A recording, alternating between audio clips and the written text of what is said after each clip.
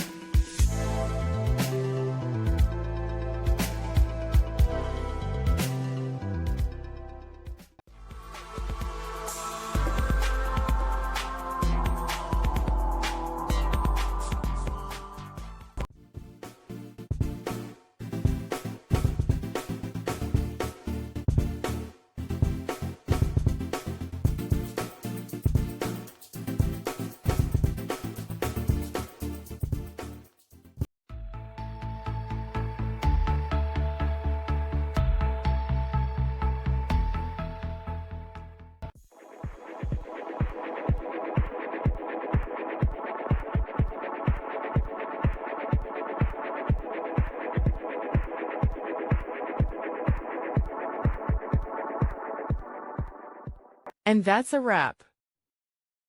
I hope you found the answer you were looking for. If you did, take a second to hit that subscribe button. It really helps out. And let me know in the comments which solution worked best for you. See you next time in the debug zone.